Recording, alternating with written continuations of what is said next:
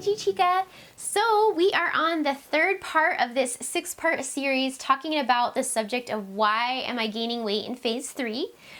So basically I came up with 6 different factors that have a bearing on how you're able to stabilize, where you're able to stabilize your weight in phase 3. And those 6 reasons were: 1, are you trying to stabilize the correct LDW weight? 2, did you eat fruits and or melba gracini on P2? 3, are you exercising on phase 3, which is what we'll talk about in this video? 4, fats on phase 3. 5, adding calories full throttle or easing into it. And 6, can you stabilize a little higher more easily? So like I said, this particular part of the series, we're going to be talking about exercise as part of phase 3 and how that can affect your stabilization. So I exercised pretty much in every P3. But I can tell you that it makes the process of stabilizing your weight using only the scale as an indicator really nerve-wracking. As a result, many choose to forgo exercise until phase 4 comes. And you know, it's a personal decision when it comes to that. You basically have to decide one of 2 things. Am I so keen on exercising that I'm willing to deal with the disturbing mental thoughts I will experience during this time and troubleshoot P3 if necessary? Or 2, the other choice is achieving a stable weight and dealing with the least amount of mental stress possible what is most important to me? So you basically have to decide which of those things matters to you the most. So, you know, it's up to you. Ultimately, phase 3 is not very long. So, you know, if you're concerned about, you know, having things be too crazy in P3, waiting till P4 to start exercise is not that big a deal. It's only a few weeks long. So it's certainly the way you can go. For me, I felt strongly enough about wanting to get into working out right away that that I did do that on my 4 successful rounds of HCG, and it did work out. But yes, I did have many days of discomfort and having to make decisions based on some things that I saw on the scale that fluctuated when I wasn't quite sure. I wasn't totally sure like what the cause was, if something was fat, if something was just water, and you know, so I'm going to talk about that a little bit with you guys for those of you who do choose to exercise in phase 3. So how exercise affects you in phase 3 if you decide to do it is going to vary from person to person. Some of the factors that come into play are like, you know, if you've been exercising prior to the start of your round and now, you know, getting right back to it, or if this is your first time in a long time really starting an exercise program and you've kind of been sedentary for a long time. Also the type of exercise that you're doing, the duration. So, you know, depending on how deconditioned you are, there will be more or less water retention once you start exercising in P3. So these are all different things that will affect how much of a role the exercise will have on your stabilization in phase 3. Basically what happens when you work out and then you get sore is your body is breaking down muscle tissue and then rebuilding it bigger and stronger. And that's how you gain muscle and get stronger, right? In order to do this, it actually surrounds the muscle tissue with water while it's repairing it. This is how the body builds muscle. So you work out, you get all kinds of tiny micro tears in your muscles, and then after your workout, it's like your body, you know, rushes to the scene, surrounds it with water and nutrients, and works on rebuilding those torn muscles and makes them bigger and better and stronger. I'm going to link you guys to a particular post that I'm going to quote from here. You can find it in the article that goes with this video, but it explains when you start doing more exercise, your body begins storing more fuel in your muscle cells, where it can be used easily and quickly to fuel your workouts. The process of converting glucose, or carbohydrates, into fuel that your muscles actually store and use, which is glycogen, requires 3 molecules of water for every molecule of glucose. As your muscles are building up glycogen stores, your body has to retain extra water for this purpose. So, it's extremely common for people, even unrelated to HCG, to complain of weight gain after an exercise program begins. And this is one of the reasons why. Your body is going to start storing more glycogen stores, both, like it says, to rebuild your muscle and to help fuel your workouts. So that's just kind of a natural part of the process. So it all ends up evening out in the end, but the scale can't tell you any of this is going on. So it can kind of freak you out a little bit to see, like there's times, like for instance, when I go to CrossFit and if I get really sore, I could be up a whole 1.5 pounds the next morning because of the inflammation from the soreness. And then the next day it'll be gone because my body will have done quite a bit of, healing already. I wanted to refer you guys to another great article on how muscles store water after a workout. So you can find that in the links with this article. It says, basically, what's notable about it is the fact that trained muscles store quite a bit more glycogen than untrained muscles.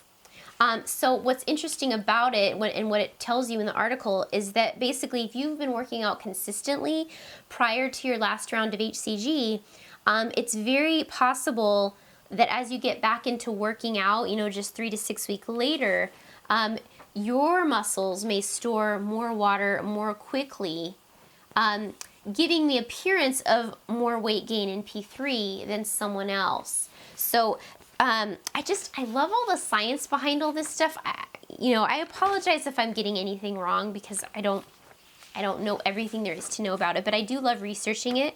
And so, that's just good to keep in mind because, for instance, by the time I got to my 5th round of HCG, I had already been CrossFitting for quite a while, maybe a year.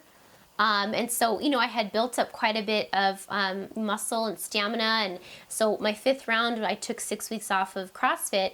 And then when I got back to it, this could have been one of the reasons that I gained pretty quickly because I had a lot more muscle than I used to. And, the fact that it says trained muscles store quite a bit more glycogen than untrained muscles. So I just thought, that's really interesting. Whereas like my 1st round, I was pretty much sedentary and I didn't have any trouble, stabilizing, and my weight just kind of stayed right around my LDW. So I just thought that was really interesting. I just want to give you guys another example to show what happens and also how disconcerting it can be. On more than one occasion at CrossFit, we've done something really crazy like, 300 sit-ups or something like that. And what happens is my abs will be so sore that, I can literally barely stand up straight because they're so sore. It's like making me want to like hunch over. They're just so incredibly sore. But what I'll notice is like that night, I'll feel really like, my abs will feel really like extra squishy and thick. And I'll even have like, if I were to measure it, it'd be like an inch thicker than usual. And it has freaked me out in the past. Like, what? Oh my goodness, I just did all these sit-ups and now my waist is an inch thicker. Like, what happened? What did I do? And it can make you feel kind of crappy and yucky. But the answer, of course, is really just that's water retention. There's that inflammation where your body has rushed to the scene of the soreness, and it's repairing muscle tissue, and that swelling that I experience is gone like the next morning, and it's totally gone. So, but if you don't know what that is, I'm just that type of person where, like, if something appears to be wrong like that with my body, I'll feel bad about it if I don't know the reason. And when I feel bad about something, I'll tend to end up making other poor choices when it comes to eating and stuff. I don't know why I do that. I think other women out there do that too. So anyway, that's why it's so important for me to know what's actually going on in my body so that I don't come to like the wrong conclusion that, that I'm doing something wrong or that I'm failing or, stuff like that. So with all of that said, the question is, if you choose to exercise in P3, how do you handle this? Do you still try to stabilize within the 2-pound limit? Do you do 1,000,000 steak days to try to achieve it? If not, where do you find the balance between letting your weight climb up a certain amount before putting on the brakes? Now, I don't have a specific, straightforward answer for each one of you regarding this. The best answer is to get your body fat tested hydrostatically or by DEXA scan. I know that that's not an option for many of you. If it is, if you want to find out if it is, you can basically go to Google and you can search hydrostatic body fat testing, which if you're not sure how to spell that, go check out the article that goes with this video. So check that out, plus, type in hydrostatic body fat testing plus your area. Or the other really reliable way to find out your body fat percent is a DEXA scan, D-E-X-A, DEXA scan. That is extremely accurate. Now, you obviously need to do this before and after your round, or before, like as phase 3 is starting, and then wherever you are in phase 3 where you're feeling nervous about if the pounds you've gained is fat or muscle. You need to have, the before and after in order to compare. But that's really the best way to find out. But even for me, even though I've done a lot of that testing, it's not like you can do it, every day. So I still, in between testing, I think I did some of my tests like, a month apart or 2 or 3 months apart. In between that time, I still had to kind of look at all the factors of what I was doing and engage. When I would have a gain on the scale, I'd have to ask myself, this gain, do I do a correction day today or do I not? Because I'm pretty sure it's just water retention from my incredibly difficult CrossFit workout. So basically, you're going to have to make judgment calls like that. And, the way I would look at it is you need to, for instance, you're exercising on phase 3 and you're also, you ate kind of a lot more than usual one day on phase 3 and you got overly full, and then you had a gain on the scale the next day. When you look at that, since you also ate more than you probably should have, in that case it's less clear and you might choose to do a correction day. But if you know that you're like strict P3, you're even avoiding, nuts and dairy just to be extra cautious, like I talked about in my best way to do phase 3 video, you're doing that and you're exercising and you're seeing a gain on the scale. In that case, my judgment call would be, what? I know I'm eating clean and I'm doing the right things with my food, so I'm going to say that's probably just water retention and I'm not going to do a correction day. Because the thing is, if you do too many correction days and you're working out and trying to build muscle, you're going to end up fighting yourself, because it's going to be difficult for your body to gain muscle and get stronger if you're doing too much correction. So that's why it's going to be different in every scenario, and only you're going to know that. So the things that you need to look at when you're trying to make those judgment calls is you want to look at, what are you eating on phase 3? Are you really sticking to phase 3? If you kind of cheated on phase 3 and you had a gain and you're exercising, probably it could be the cheat as well, and you should probably correct that. If you're doing phase 3 but you're not doing it the best way, by like taking out dairy and nuts, because those are problems for a lot of us out there. I discovered they were problems for me. Those actually can play a role in affecting your stabilization. So in that case, maybe it's not the exercise, maybe it's those food groups. So you might experiment with just taking them out, even just for a few days, just to see, just as a comparison. Again, the factor of getting overly full, we'll actually talk about that in another video. Getting overly full can lead to gains, and those can be fat. So if you're doing that too often on phase 3, it could be that it's fat. It could be that you need to do a correction. So that's why it is easiest, if you're going to exercise in phase 3, to really try to have everything else on point, so that you don't have to question yourself too much. Regardless, you're gonna question yourself. I mean, I know all this now and I still questioned myself in phase 3, which is why some of you may choose to wait to do exercise till phase 4, because it does make things more volatile and more crazy. I was willing to go through it. It wasn't necessarily fun, and it did all turn out in the long run, but I can say when I would go to get my body fat testing and I had allowed my body to go up 7 whole pounds in a few months, I wasn't positive of what the results were going to be. I was like, okay, well, I made the best choices and the best judgment calls that I could. Let's find out if I was right, you know, and I could have been wrong. As it turned out, I was right, and most, like 95% of the 7-pound gain during that time period was muscle and glycogen. So I was very happy with that outcome, but it wasn't without plenty of times during those few months where I questioned myself and I wasn't sure, which, you know, creates a feeling of uneasiness at times. So I have a whole story that I wrote out, giving you kind of in more detail my own experience with exercising on phase 3, as well as the fact that I didn't eat fruits on phase 2 for this one particular round. But you know, I'm not going to go into all the details of it here because I just think it'd be easier if you read it. So if you want to hear that story, just go to the article with this video.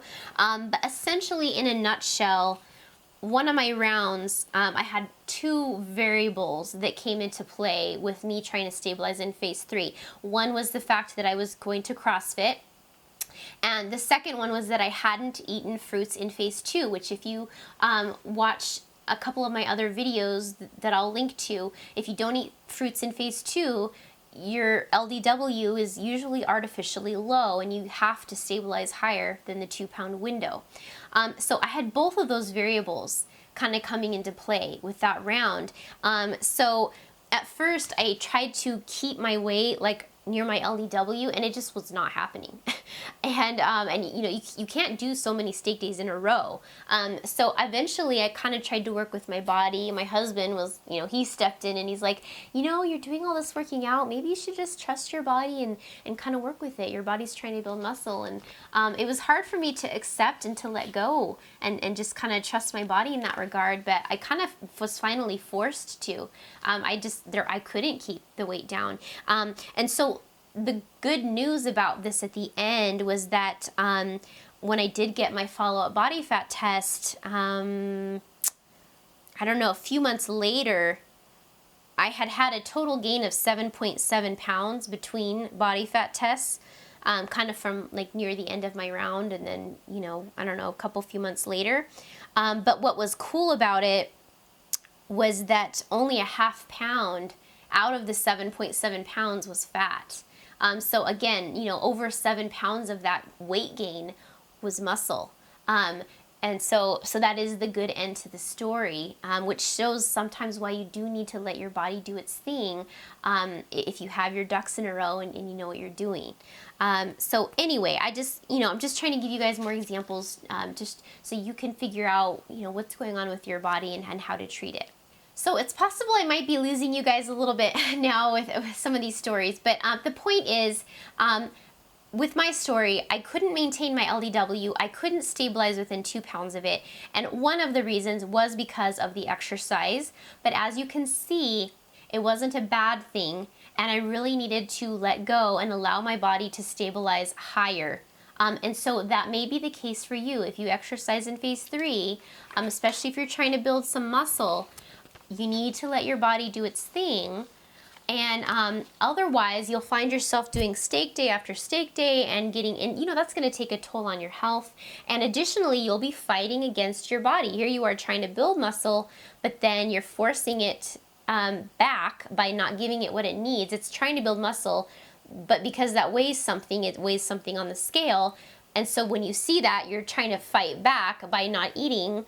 And then now your body doesn't have what it needs to build the muscle, so then it doesn't build it. So all of your workouts, you know, kind of be for nothing in a sense. So those are just all things to keep in mind. That's one of the reasons that you may be in a scenario where you feel like you're gaining weight in phase 3, or why you're having trouble in phase 3. But it does all make sense when you put it all together. And the idea here is that you will be able to stabilize. It's just you're going to probably need to do it outside of the 2 pound window, a little higher up. Okay, so I hope that that was helpful.